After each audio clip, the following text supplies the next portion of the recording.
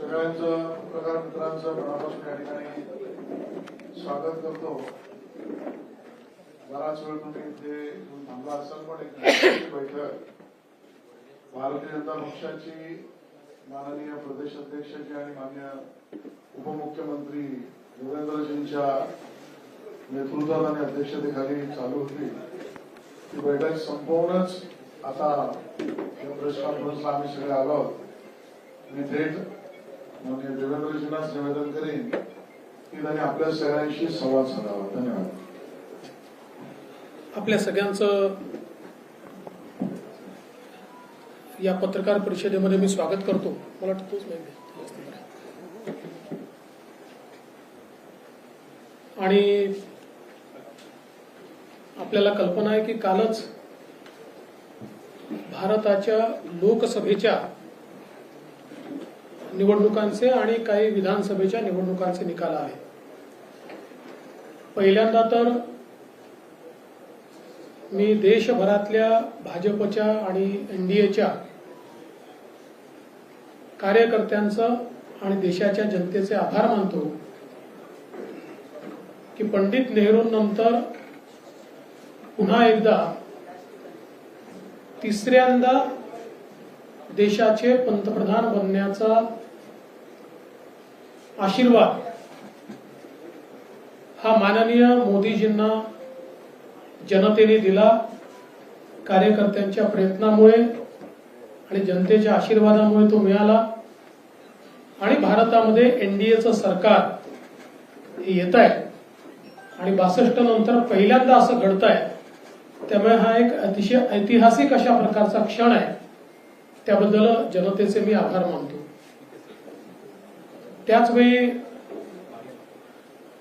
ओरिसामध्ये पहिल्यांदा भारतीय जनता पक्षाच्या नेतृत्वातलं सरकार तयार होणार आहे। आंध्र प्रदेशमध्ये देखील चंद्राबाबूंच्या नेतृत्वात एनडीएच्या सरकारला लोकांनी पसंती दिली। अरुणाचलमध्ये तर भाजपचं सरकार पुन्हा निवडूनच आलं। त्यामुळे विधानसभेच्या निवडणुकीतही जनतेने एनडीएला आणि भारतीय जनता पक्षाला मोठा कौल दिला। याबद्दल देखील मी जनतेचे आभार मानतो। हे सगळं होत असताना एक गोष्ट अजून लक्षात घेतली पाहिजे की जी इंडी आघाडी तयार झाली होती त्या संपूर्ण इंडी आघाडीला जेवढ्या जागा मिळाल्या त्यापेक्षा जास्त जागा या एकट्या भारतीय जनता पक्षाला देशामध्ये मिळालेल्या आहेत।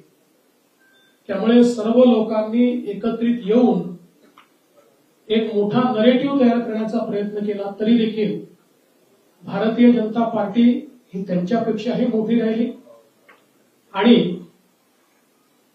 भारतीय जनता पार्टी आणि एनडीएचे घटक पक्ष मिळून या ठिकाणी सरकार हे तयार होत आहे। महाराष्ट्रामध्ये आम्हाला अपेक्षित यश मिळालेलं नाही, किंबहुना आमच्या अपेक्षेपेक्षा खूप कमी जागा या महाराष्ट्रामध्ये आम्हाला मिळालेल्या आहेत। महाराष्ट्रात खरं म्हणजे आमची लढाई ही जशी महाविकास आघाडीच्या 3 पक्षांशी होती तशी काही प्रमाणात नरेटिव्हची लढाई ही देखील आम्हाला मोठ्या प्रमाणात करावी लागली, ज्याच्यामध्ये संविधान बदलणार असा जो एक नरेटिव्ह तयार करण्यात आला होता तो नरेटिव्ह निश्चितपणे ज्या प्रमाणात थांबवता यायला पाहिजे होता त्या प्रमाणात आम्ही थांबवू शकलो नाही, हे देखील खरं आहे। जनतेने जो जनादेश दिलेला आहे तो शिरसाबंद मानून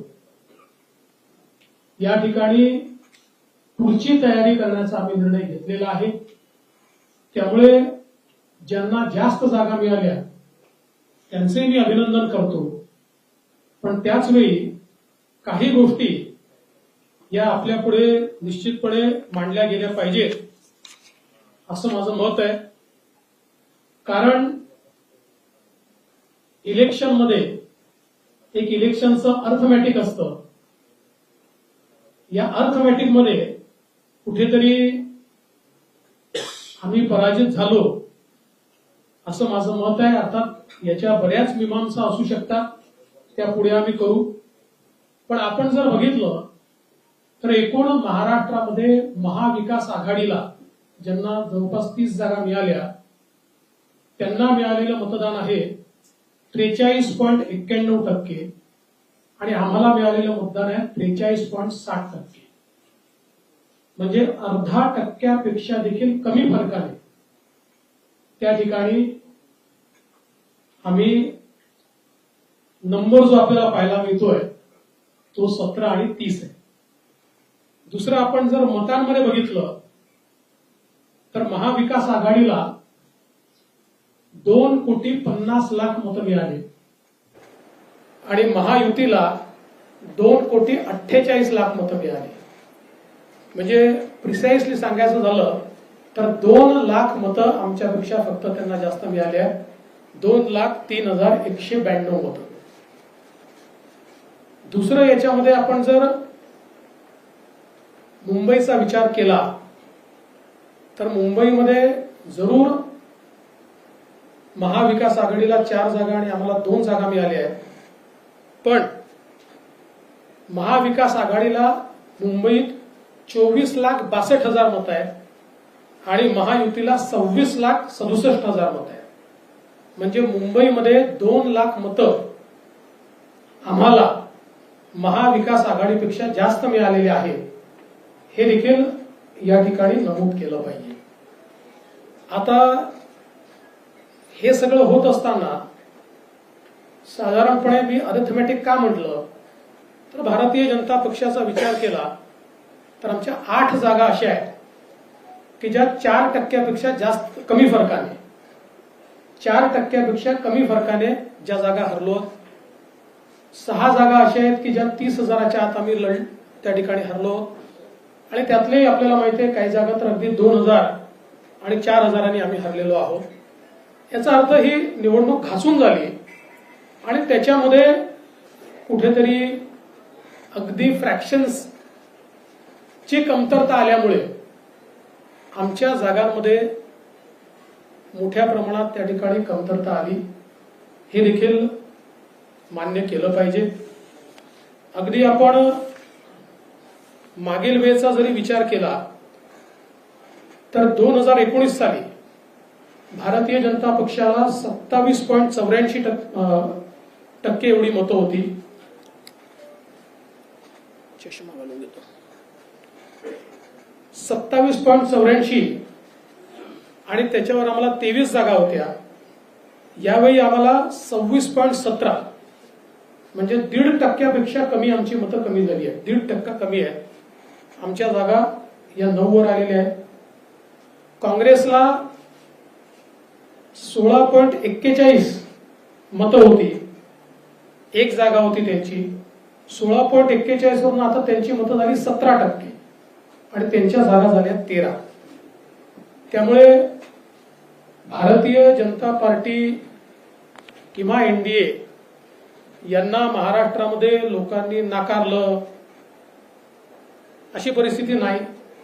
समसमान मतं दिली आहेत पण अपेक्षेपेक्षा कमी दिली आहेत.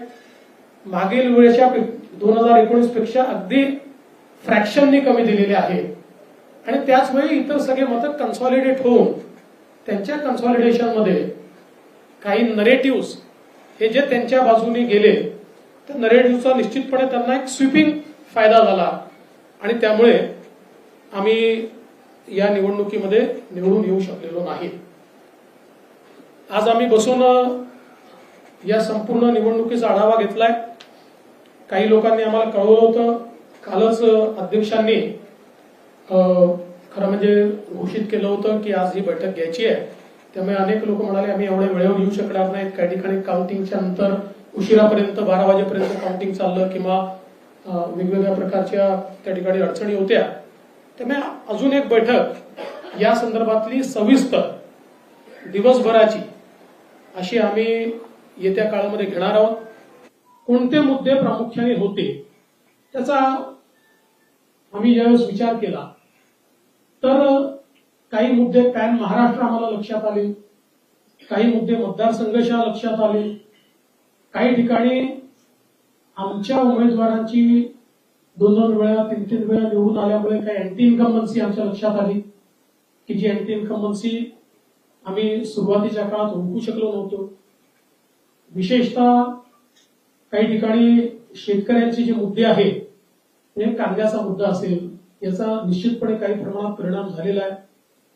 त्यासोबत जी काही जागतिक व्यापार पेठेमधल्या अडचणींमुळे सोयाबीन आणि कापूस या दोघांचे भाव मध्यंतरी कोसळल्यानंतर ते थोडे परत वर आले, पण त्याचा एक फटका शेतकऱ्यांना पडला. आम्ही त्याला भावांतर योजना अनाऊन्स केली होती, पण आचारसंहितेचं गणित चुकल्यामुळे आम्ही लोकांना ते पैसे देऊ शकलो नाही. काही प्रमाणात त्याचा रोष देखील आम्हाला निश्चितपणे सहन करावा लागला आहे. संविधान बदलाचा विषय तर निश्चितपणे आहेच. काही प्रमाणात अल्पसंख्याकांचं कन्सॉलिडेशन आणि विशेषतः मुंबई सारख्या ठिकाणी आणि अनेक ठिकाणी हे देखील एका वेगळ्या पद्धतीचा नरेटिव्ह त्यांच्यामध्ये गेल्यामुळे ते अधिक प्रमाणात झालं. काही भागामध्ये मराठा आरक्षणाच्या मुद्द्यावर ज्या प्रकारे सरकारने आरक्षण दिल्यानंतर देखील त्या ठिकाणी एक नरेटिव्ह तयार करण्यात आला, तो मला असं वाटतं की आम्ही इफेक्टिव्हली उत्तर देऊ शकलो नाही आणि त्याच्यामुळे त्याचा देखील एक फटका हा निश्चितपणे आम्हाला पडला आणि विशेषतः मराठवाड्यामध्ये हा फटका आम्हाला त्या ठिकाणी निश्चितपणे पडला. पण त्याहीपेक्षा मला असं वाटतं की मराठवाड्यामध्ये म्हणजे त्याच्यासोबतच फार जास्त पोलराइज्ड अशा प्रकारची निवडणूक ही मराठवाड्यामध्ये तयार झाली आणि त्याच्यामुळे त्याच्याही काही अडचणी या आमच्या लक्षात आलेल्या आहेत.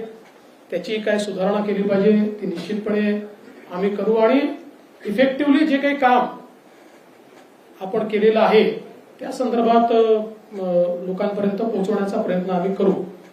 आमची ही बैठक झाल्यानंतर लवकरच आम्ही माननीय मुख्यमंत्री महोदय आणि अजितदादा पवार यांच्यासोबतही एक बैठक घेऊन काही समन्वयाचे विषय या निवडणुकीमध्ये काही मतदारसंघात लक्षात आलेले आहेत, तर त्या विषयांच्या संदर्भात देखील निश्चितपणे त्याच्यावरही विचार करून ते विषय कसे मार्गी लावायचे किंवा तसे विषय येऊ नये याकरता काय प्रयत्न करायचा असाही प्रयत्न हा निश्चितपणे आम्ही करणार आहोत.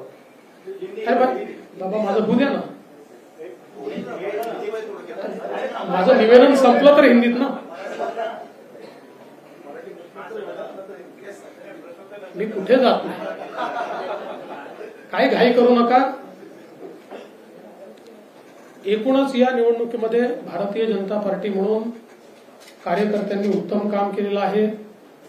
आमच्या प्रदेश अध्यक्षांनी प्रचंड मेहनत या ठिकाणी केली, प्रचंड फिरले, खालपर्यंत जाऊन कार्यकर्त्यांना ऑर्गनाईज करण्याचं काम हे अध्यक्षांनी चांगल्या प्रकारे केलं.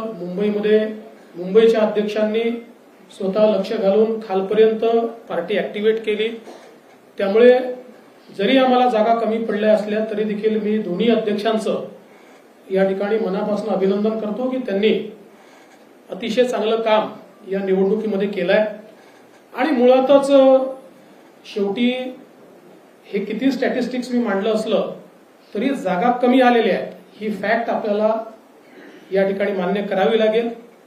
आणि एकूणच या निवडणुकीचं नेतृत्व हे एक प्रकारे भारतीय जनता पक्षामध्ये मी करत होतो. त्यामुळे या ठिकाणी जो काही पराभव झाला असेल, ज्या काही जागा कमी आल्या असतील, याची सगळी जबाबदारी ही माझी आहे, ती मी स्वीकारतो.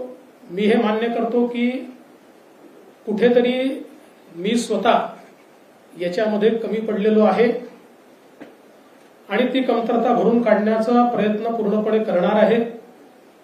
त्यामुळे हा जो काही भारतीय जनता पक्षाला या ठिकाणी सेटबॅक महाराष्ट्रामध्ये सहन करावा लागला, याची सगळी जबाबदारी ही देवेंद्र फडणवीस मी या ठिकाणी स्वीकारतोय.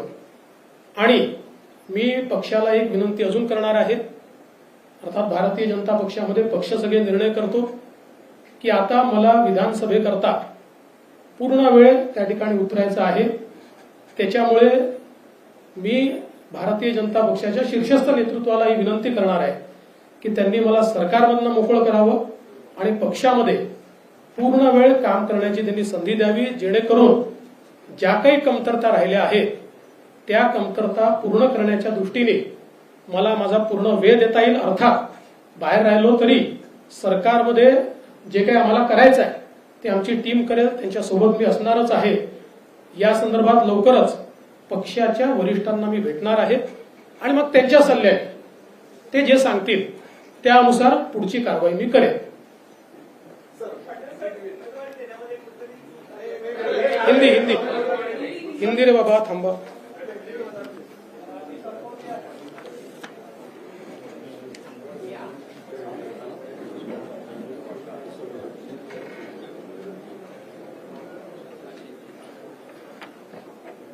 कल लोकसभा के चुनाव संपन्न हुए हैं और लोकसभा के चुनाव में तीसरी बार भारतीय जनता पार्टी के नेतृत्व में एनडीए की सरकार को और मोदी जी को भारत की जनता ने आशीर्वाद दिए. भारत की जनता का मैं आभार व्यक्त करता हूं. विशेष रूप से नेहरू जी के बाद यानी 1962 के बाद मोदी जी ऐसे पहले प्रधानमंत्री होंगे जो तीसरी बार लगातार देश के प्रधानमंत्री बन रहे हैं. एक नया रिकॉर्ड मोदी जी इस चुनाव में कायम कर रहे हैं. इसलिए महाराष्ट्र की ओर से मोदी जी का भी हम लोग आभार व्यक्त करते हैं. और उसके साथ साथ देश में अरुणाचल प्रदेश और उड़ीसा ये दो जगह की विधानसभाओं में लोगों ने भारतीय जनता पार्टी को पूर्ण बहुमत दिया, हमको चुनकर दिया. और आंध्र प्रदेश में चंद्राबाबू नायडू के नेतृत्व में एनडीए को पूर्ण बहुमत दिया. इसके लिए भी वहां के जनता का मैं बहुत बहुत आभार व्यक्त करता हूं. मैं ऐसा मानता हूं कि देश में अच्छे रिजल्ट यहां पर आए, लेकिन महाराष्ट्र में निश्चित रूप से कुछ कमी रही है. जिस प्रकार से 2014 में और 2019 में हम महाराष्ट्र को मोदी जी के पीछे खड़ा कर पाए, उसमें एक बड़ी कमी इस चुनाव में आई है. और भारतीय जनता पार्टी को जिस प्रकार की अपेक्षा थी उस प्रकार की सीटें इस चुनाव में नहीं मिल पाई. हम लोगों का मानना ऐसा है कि इसके कई कारण हैं, लेकिन उन कारणों की ओर जाने से पहले मैं ये स्पष्ट कर देना चाहता हूं कि ये नैरेटिव बिल्कुल गलत है कि महाराष्ट्र में लोगों ने महाविकास आघाड़ी को चुना है और भारतीय जनता पार्टी और महायुति को रिजेक्ट किया है. अगर हम आंकड़े देखें तो हमारे ध्यान में आएगा कि कुल मिलाकर महाराष्ट्र में जो महाविकास आघाड़ी थी उनको 43.91% वोट मिले हैं और एनडीए को 43.60% 43.60%, यानी आधे प्रतिशत से भी हम पीछे, कम वोटों से हम लोग पीछे हैं. तो इसका मतलब यह है कि दोनों को लोगों ने समान वोट दिए हैं, कहीं पर भी हमको रिजेक्ट किया है इस प्रकार की परिस्थिति नहीं है. अगर हम इसको वोटों में तब्दील करें तो महाविकास आघाड़ी को 2 करोड़ 50 लाख वोट मिले हैं और हमें 2 करोड़ 48 लाख वोट मिले हैं, यानी मात्र 2 लाख वोट हमको कम मिले हैं। लेकिन सीटों का अंतर इन 2 लाख वोटों का ऐसा है, या इस आधे दशमलव का ऐसा है कि महाविकास आघाड़ी को 30 सीटें मिली है और हमें मात्र 17 सीटें मिली है। अगर हम मुंबई का विचार करें तो मुंबई में महाविकास आघाड़ी को 4 सीटें मिली और हमें 2 सीटें मिली, लेकिन मुंबई में महाविकास आघाड़ी को 24 लाख वोट है और हमको 26 लाख वोट है। महाविकास आघाड़ी से 2 लाख वोट ये मुंबई में भारतीय जनता पार्टी और एनडीए ने ज्यादा लिए हुए हैं। दूसरा एक और चीज मैं कहना चाहता हूं कि 2019 में हमको 27.84 इतने वोट मिले थे। इस बार हमारे वोट बहुत थोड़े घटे हैं। बीजेपी की मैं बात कर रहा हूं, बीजेपी को 27.84 थे, इस बार 26.17, यानी 1.25 या 1.5% वोट ये केवल हमारे कम हुए हैं। और उसमें हमारी सीटें 23 से सीधे 9 पर आई है। और वहीं अगर हम कांग्रेस का विचार करें तो कांग्रेस को 2019 में 16.41 वोट थे और 1 सीट मिली थी। 16.41 से इस बार उनका प्रतिशत हो गया 17, यानी आधा % बढ़ा और उनकी सीटें 13 हुई है। तो अगर हम लोग कुल मिलाकर ये सारी चीजें देखें तो मैं ऐसा कह सकता हूं कि भारतीय जनता पार्टी को और एनडीए को या महायुति को लोगों ने अच्छे वोट दिए हैं, लेकिन पॉलिटिकल अर्थमेटिक इस प्रकार का रहा कि हमारे खिलाफ के वोट ये बड़े पैमाने पर कंसोलिडेट हुए। और इसका परिणाम मैं अगर बीजेपी का विचार करूं तो हमारी 8 सीटें ऐसी है कि जो 4% से भी कम वोटों से हारी है। करीब 6 सीटें ऐसी है जिसमें 30,000 से कम मार्जिन से हम हारे हैं और 2,000 से 4,000 से 6,000 से हारने वाली भी सीटें हमारी है। तो मुझे ऐसा लगता है कि ये जो कंसोलिडेशन है इसको हम रोक नहीं पाए। कुल मिलाकर अगर हम इसका थोड़ा एनालिसिस भी करें तो महाराष्ट्र में महाविकास आघाड़ी की 3 पार्टियों के साथ साथ हमको एक नरेटिव के साथ भी लड़ना पड़ा और वो नरेटिव संविधान बदलने वाला नरेटिव था कि जिसने एक डैमेज हमको निश्चित रूप से किया है। इसको इफेक्टिव काउंटर हम कर रहे थे और हमको ऐसा लग रहा था कि हम इफेक्टिवली काउंटर कर रहे हैं, पर मुझे ऐसा लगता है कि हम इफेक्टिवली इसको काउंटर नहीं कर पाए, ये बात भी निश्चित है। और कई कारण, आज हमारी जो बैठक हुई इस बैठक में इस हार के और कई कारण हम लोगों के ध्यान में आए, जिसमें विशेष रूप से कई जगह पर हमारे उम्मीदवारों की एंटी इनकम्बेंसी हम असेस नहीं कर पाए और उसके कारण 2 बार 3 बार के कई उम्मीदवार थे कि जिनको चुनाव के दरमियान हमारे ध्यान में आया कि इनके बारे में एक एंटी इनकम्बेंसी है। तो ये एक जरूर कारण रहा।